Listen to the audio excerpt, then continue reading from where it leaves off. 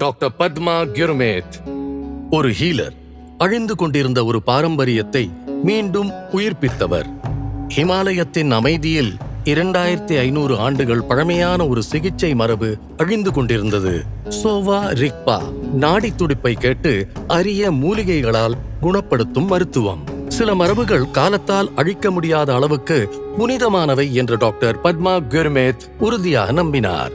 சோவா ரிக்பா மரபை பாதுகாக்கும் அவரது பயணம் சிறு வயதிலிருந்தே ஆரம்பமானது. அவர் தனது தந்தை மருந்துகள் தயாரித்து மக்களுக்கு சிகிச்சை அளிப்பதை சிறுவயதிலிருந்தே பார்த்து வந்தார். அவர் சோவா ரிக்பாவை தேர்ந்தெடுக்கவில்லை, சோவா ரிக்பா அவரை தேர்ந்தெடுத்தது. முதலில் அவர் அந்த மருத்துவ முறையை கற்றுக்கொள்ள விரும்பவில்லை, ஆனால் அவரது தந்தை அவரை சம்மதிக்க வைத்தார். டாக்டர் குர்மேத் இந்த மருத்துவ பாரம்பரியத்தை மீட்டெடுக்க தனது வாழ்க்கையையே அர்ப்பணித்தார். அவர் சோவா ரிக்பா குறித்து பல புத்தகங்களையும் எழுதியுள்ளார். ஆனால் ஒரு பாரம்பரியத்தை பாதுகாப்பது எளிதான காரியம் அல்ல. ஆரம்பத்துல இந்த மருத்துவ முறையை மீட்டு காப்பது பெரிய சவாலா இருந்தது. இது இந்திய பாரம்பரியம்னு நம்ம சொந்த மக்களை நம்ப வைக்கிறது கூட கஷ்டமா இருந்துச்சு. சோவா ரிக்பா அப்ப ஸ்டூடெண்ட்ஸுக்கு லாஸ்ட் ஆப்ஷன் மாதிரி தான் இருந்தது. அந்த முறை மெதுவா நசிஞ்சு போய்கிட்டே இருந்துச்சு. ஆனால் அவர் கைவிடவில்லை. டாக்டர் குர்மேத் பல சோவா ரிக்பா மருத்துவர்களை ஒன்றிணைத்து பல மாநாடுகளை ஏற்பாடு செய்து பழமையான இலக்கியங்களை ஆவணப்படுத்தினார். அவர் நம் மாண்புமிகு பிரதமரிடம் வைத்த கோரிக்கையின் மூலம் லேயில் தேசிய சோவா ரிக்பா நிறுவனம் நிறுவப்பட்டது.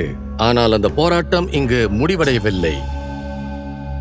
2014 எனக்கு இந்தியால இருக்கிற சைனீஸ் எம்பசில இருந்து ஒரு பிரஸ் ரிலீஸ் வந்துச்சு. அதுல இத டிபெட்டியன் மெடிசன் சைனா யுனெஸ்கோல இன்டேஞ்சிபிள் கல்ச்சுரல் ஹெரிட்டேஜா அறிவிக்க போறாங்கன்னு தெளிவா சொன்னாங்க.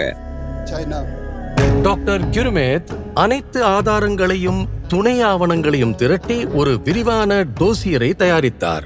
இந்த நீண்ட பயணத்தில் டாக்டர் குர்மேத்துக்கு பலரும் துணையாக நின்றனர். என் குடும்பம் நிறைய தியாகம் செஞ்சிருக்கு. சுமார் 25 வருஷமா நான் பெரும்பாலும் எந்த லீவும் எடுத்ததில்ல. என்னோட அப்பா நல்ல ஆரோக்கியமா இருந்தப்ப மெடிசன் புத்தா உன்னோட இருக்கார், நீ புனிதமான பணியை செஞ்சுக்கிட்டே இருந்தா ஒரு நாள் கண்டிப்பா ஜெயிப்பேன்னு சொல்லுவாரு. ஒரு புதிய தலைமுறை பழமையான அறிவின் பக்கம் மீண்டும் திரும்புகிறது.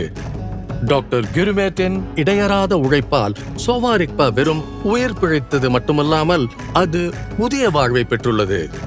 ஒரு மருத்துவரின் மகனாக தொடங்கி இந்தியாவில் சோவா ரிக்பாவின் உந்து சக்தியாக உருவெடுத்தது. ஒரு ஊக்கமளிக்கும் பயணம். டாக்டர் பத்மா குர்மேத், பத்மஸ்ரீ 2026.